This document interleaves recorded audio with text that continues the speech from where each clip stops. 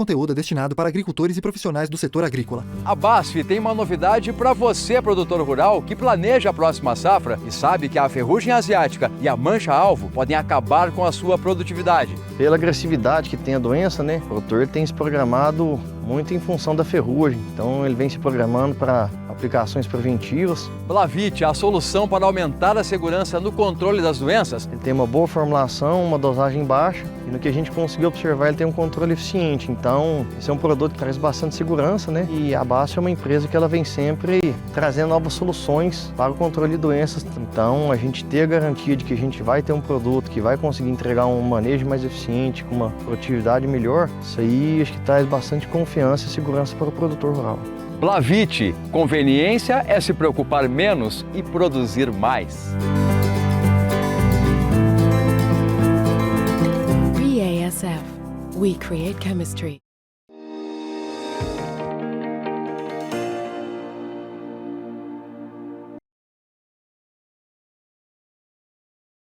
Olá, amigos do Notícias Agrícolas, no ar mais um boletim de mercado olhando para a precificação da soja, principalmente lá na Bolsa de Chicago. O dia começou negativo, pressionado para as cotações por lá, mas ao longo da sessão uma reviravolta acabou fazendo com que o mercado da soja, exclusivamente o da soja, acabasse encerrando aí de forma positiva. Milho e trigo se recuperaram também em relação às mínimas do dia, mas não deram conta de virar como aconteceu com a soja, não. Para entender esse movimento e principalmente as motivações para essa variação nos preços lá em Chicago, nosso convidado hoje é o João Pedro Thieme, analista de mercado lá da AG Resource Brasil. Seja bem-vindo, meu caro. Muito obrigado por estar aqui com a gente e nos ajudar a entender essa movimentação. E uma virada da soja, né, João? O que aconteceu? Como é que foi o dia para os negócios lá em Chicago? Bom, primeiramente, boa tarde. Exatamente, A gente viu um mercado muito influenciado por conta do mercado energético, O petróleo tendo um impacto bastante significativo nesses preços. A gente viu o petróleo chegando a cair bastante hoje durante o dia, provavelmente por conta da intensificação dos lockdowns na China, Os novos anúncios de lockdown por lá, assim como também rumores que surgiram aí no início do pregão, no início do dia, de que a OPEP aumentaria a produção de petróleo. Rumores esses que foram esclarecidos ao longo do dia e, pelo menos por enquanto, não vai ter esse aumento. Então, as cotações das commodities energéticas como um todo, inclusive do óleo de soja, acabou se recuperando.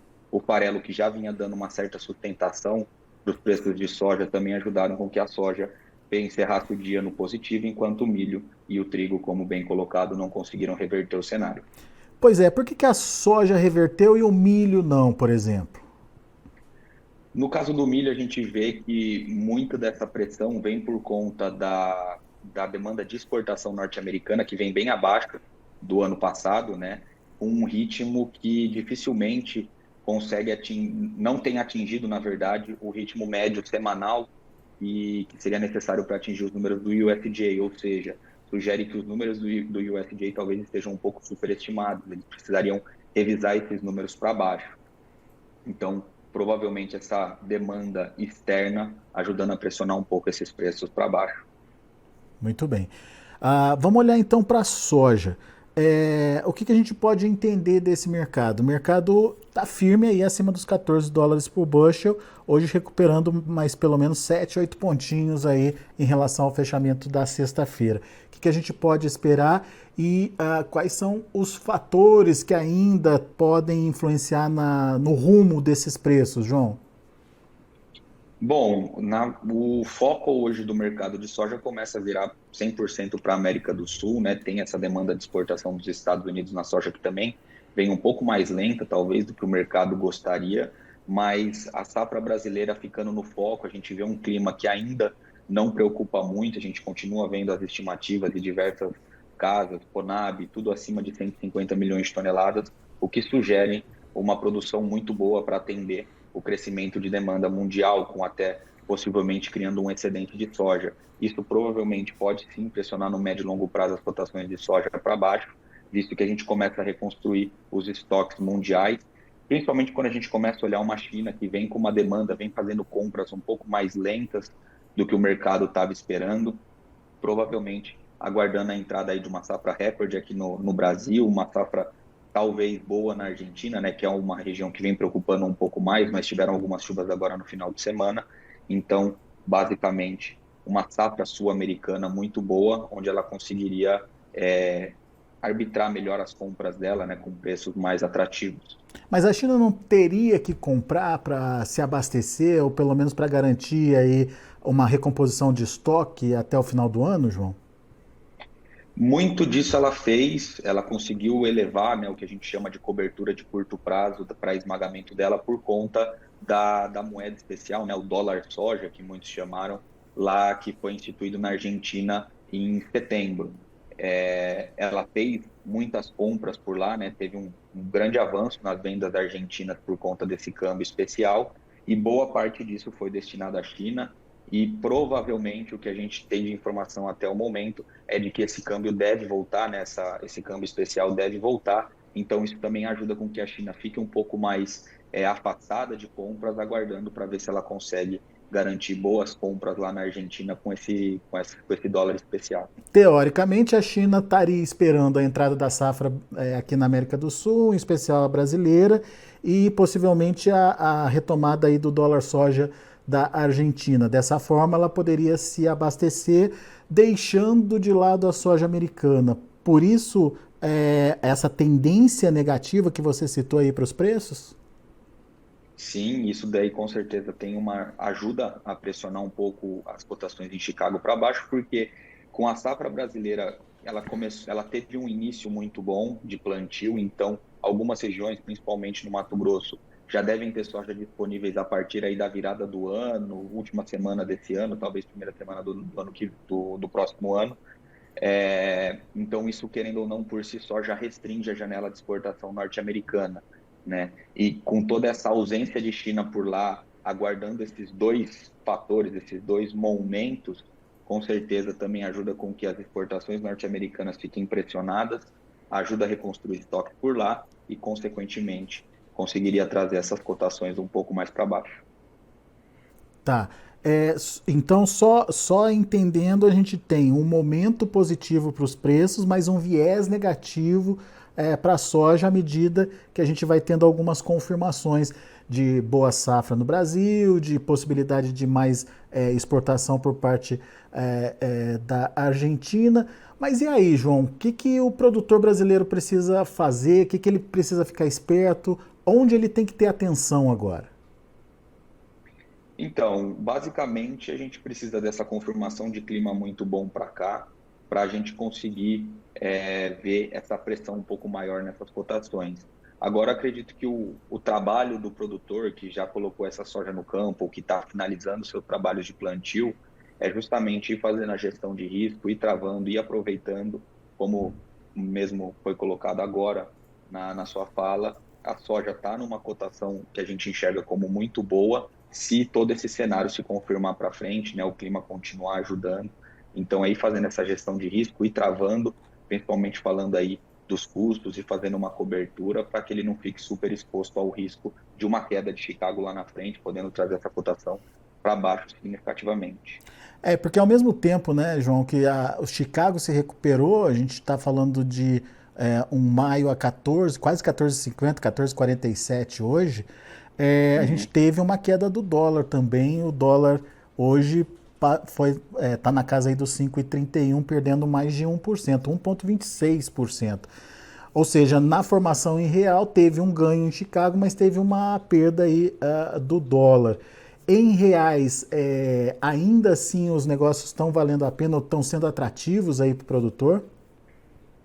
Depende. O que a gente tem observado é que em alguns casos, em algumas regiões, ele tem tentado estender um pouco os prazos de pagamento para segurar cotações um pouco mais firmes. Mas, de fato, o câmbio está com uma volatilidade extrema aqui no Brasil, por conta de todo esse cenário pós-eleitoral, discursos, entender se de fato o que está sendo dito vai conseguir ser colocado em prática. Mas a gestão de risco também entra nessa questão cambial, né? Em alguns casos, por exemplo, tem até a opção de você ir travando o seu preço por componentes, né? Onde você consegue tentar juntar um bom momento de Chicago com um bom momento cambial mais para frente ou vice-versa. Muito bem. Então, temos um cenário traçado aí que é importante o produtor entender e, como lembrou o João, participando sempre das oportunidades. Teremos oportunidades daqui para frente, na sua opinião, João? Oportunidade sempre tem, em algum dos dois sentidos do mercado, mas eu acredito que conforme a gente caminhar aí para esse final de ano, esse início de colheita em algumas regiões, aqui no Mato Grosso por conta do plantio, que geralmente é mais cedo devido à segunda safra de algodão, em outras regiões que também tiveram plantio cedo, eu acho que conforme a gente for caminhando para próximo desse início de trabalho de campo, a gente deve ver essas cotações começarem a serem mais pressionadas se o clima permitir um bom desenvolvimento dessas lavouras até lá. De olho no clima, então isso vai ser fundamental para direcionar aí as cotações daqui para frente. Exatamente. Muito bom. João Pedro Thieme, muito obrigado, viu, pela sua participação conosco aqui no Notícias Agrícolas, nos ajudando a entender essa movimentação do mercado, hoje muito atrelado aí ao mercado do energético, né? O petróleo nesse sobe e desce de hoje acabou influenciando de forma direta aí nos negócios das demais commodities, em especial também aí a soja. E, obviamente, a gente precisa ficar atento a outros dois fatores, como o João trouxe aqui para a gente. A questão do desenvolvimento da safra aqui no Brasil e da consolidação de uma oferta grande por aqui e a possibilidade da Argentina voltar com o tal do dólar soja, que deixa a soja argentina competitiva em relação à americana, e isso pode, de alguma forma, trazer o consumidor chinês aí para o mercado argentino, deixando de comprar ou diminuindo as compras ali nos Estados Unidos, o que não é bom para preços. Afinal de contas, a demanda nos Estados Unidos é o que faria o mercado voltar a subir. Então, ficar atento a esses dois fatores, principalmente nesse momento aí que a gente está acompanhando do mercado para ver o novo rumo da soja. Por enquanto tá bom, a gente está falando de soja aí para maio, que é a nossa referência de negócio aqui no Brasil, a quase 14 dólares e meio. Então, vale a pena aí prestar atenção nas oportunidades, como o João Pedro trouxe para a gente. Meu caro, muito obrigado, viu? Quer complementar alguma coisa? Quer deixar alguma mensagem final? Eu acho que a mensagem vem já desde a safra passada, na verdade, é fazer uma boa gestão de risco. Em algum momento o mercado vira, né? A gente vem de 2 anos onde a soja subiu e os insumos já estavam garantidos em preços muito bons. Uma hora isso aí pode ser que vire, então a gestão de risco cada vez mais tem que fazer bastante sentido. Boa. João Pedro Thieme, obrigado, volte sempre, meu caro. Obrigado pela oportunidade, uma boa semana aí a todos. Valeu, até a próxima. Tá aí João Pedro Thieme, a G-Resource aqui do Brasil, trazendo as informações do mercado. Vamos ver os preços, vamos ver como estão encerrando os negócios lá na Bolsa de Chicago, de olho na tela. Janeiro, 14 dólares e 36 centes por bushel, isso para a soja, alta de 8 pontos. Março também teve alta de 8 pontos mais 25 a 14,41. Maio, 14 dólares e 47 centes por bushel, 7,5 de elevação. E o julho, 14 dólares e 50 centes por bushel, subindo 7 pontos mais 75. São os números da soja. Vamos ver o milho. Para dezembro, 6 dólares e 60 centes por bushel, queda de 7 pontos mais 75. O março, 6,63, queda de 7 pontos. Maio, 6 dólares e 62 centes por bushel, recuou 5 pontos mais 75. E julho, 6 dólares e 56 centes por bushel, queda de 5 pontos mais 75. Só para reforçar, de acordo com o João Pedro Thieme, o milho acabou encerrando no vermelho, mas se recuperou em relação às mínimas do dia, o que evitou com que o mercado do milho voltasse para o lado positivo foi essa preocupação com as exportações americanas, que estão num ritmo bastante lento. E para finalizar, temos o trigo. Trigo, para dezembro, 7 dólares e 97 centes por bushel, fechou com queda também de 3 pontos mais 75. Para março, 8 dólares e 18 centes por bushel, queda de 4 pontos. Para maio, 8,26, queda de 4 pontos mais 75. Para julho, 8 dólares e 30 centes por bushel, recuando 4 pontos mais 75 também. São os números de hoje do movimento dos negócios lá na Bolsa de Chicago. Soja se recuperou, milho e trigo fecharam no vermelho. A gente vai ficando por aqui, agradeço a sua atenção e a sua audiência. Continue com a gente.